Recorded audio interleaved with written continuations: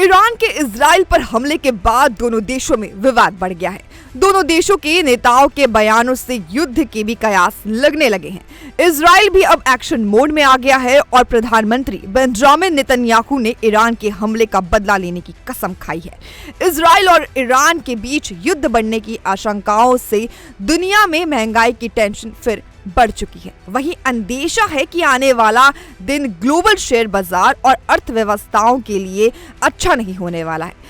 साथ ही कई देशों के आयात निर्यात कारोबार भी प्रभावित हो सकते हैं। इसके अलावा सोने के दाम में भी उछाल आ सकता है। ऐसे में एक्सपर्ट्स का मानना है कि आने वाला समय मुश्किल भरा हो सकता है।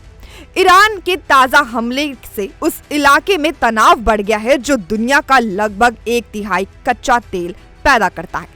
ऐसे में विशेषज्ञों का मानना है कि दोनों देशों के बीच किसी भी तनाव से कच्चे तेल की कीमतों में बढ़ोतरी हो सकती है, जिससे महंगाई और ऊपर की ओर बढ़ेगी। इससे भारतीय शेयर बाजार समेत ग्लोबल स्तर पर अस्थिरता देखने को मिल सकती है। ईरान के इजराइल पर हमले को लेकर भारत की भी प्रतिक्रिया सामने आई है। विदेश मंत्रालय ने कहा कि भारत इजराइल और ईरान के बीच बढ़ती शत्रुता से गंभीर रूप से चिंतित है। इससे पश्चिम एशिया क्षेत्रों में शांति और सुरक्षा को खतरा है। विदेश मंत्रालय के मुताबिक हम तत्काल तनाव कम करने, संयम बरतने, हिंसा से पीछे हटने और कूटनीति के रास्ते पर लौटने का आह्वान करते हैं। तनावग्रस्त क्षेत्र में हमारे दूतावास भारतीय समुदाय के साथ निकट संपर्क में है। ईरान ने बड़े पैमाने पर इजरायली धरती पर ड्रोन हमले किए हैं। ऐसा दावा किया जा रहा है कि ईरान से इजराइल धरती को निशाना बनाते हुए 200 से अधिक ड्रोन छोड़े गए। इजराइल इस हमले पर पूरी तरह भड़का हुआ है। पीएम बेंजामिन नेतन्याहू ने वॉर कैबिनेट बुलाई है। उधर यूएन ने भी आपातकालीन बैठक की है। हालात बेहद बुरे हैं। हालांकि अभी इजराइल को हमले को कितना नुकसान हुआ इसका सटीक अंदाजा अभी सामने नहीं आया है, लेकिन इजराइल ने अभी भी अलर्ट मोड पर रहने का फैसला लिया है। इजराइल सरकार का मानना है कि ईरान अभी और हमले कर सकता है। उधर इजराइल पर हमले के बाद अमेरिका और ब्रिटेन जैसे ताकतवर मुल्कों ने नेतन्याहू को अपना समर्थन यानी सपोर्ट किया है।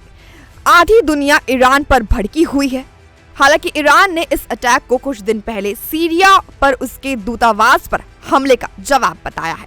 1 अप्रैल को सीरिया की राजधानी दमिश्क स्थित ईरानी दूतावास पर हवाई हमले में सीनियर जनरल समेत ईरानी सेना के 7 सैन्य अधिकारियों के मारे जाने के बाद ईरान ने इजराइल को दंडित करने का ऐलान किया है। इस हमले के लिए ईरान ने इजराइल को जिम्मेदार माना है। इसके बाद ईरान ने मिसाइलों और हमलावरों ड्रोन को लेकर हलचल देखी गई है। इजराइल के प्रधानमंत्री बेंजामिन नेतन्याहू ने ईरान के हमले पर कहा, हाल के वर्षों में और विशेष रूप से हाल के हफ्तों में इजराइल ईरान द्वारा सीधे हमले की तैयारी कर रहा है। हमारी रक्षात्मक प्रणालियां तैनात है। हम रक्षात्मक और आक्रामक दोनों तरह से किसी भी स्थिति के लिए तैयार है। इजराइल काफी मजबूत राष्ट्र है और हमारे पास दुनिया की सर्वश्रेष्ठ आर्मी है। हमले के बाद इजराइल और अमेरिका और ब्रिटेन का समर्थन मिला। अमेरिका राष्ट्रपति जो बाइडेन सारे काम छोड़कर इजराइल के साथ होने की घोषणा कर चुका है। नेतन्याहू ने कहा, हम इजराइल के साथ खड़े अमेरिका के साथ साथ ब्रिटेन, फ्रांस और कई अन्य देशों के समर्थन की सराहना करते हैं। हमने एक स्पष्ट सिद्धांत निर्धारित किया है, जो कोई भी हमें नुकसान पहुंचाएगा हम उन्हें नुकसान पहुंचाएंगे। हम किसी भी खतरे से अपनी रक्षा करेंगे। तो हमारी आज की इस जानकारी में इतना ही। इस पर आपकी क्या राय है हमें कमेंट सेक्शन में जरूर बताएं। साथ ही देखते रहिए द न्यूज़ 50।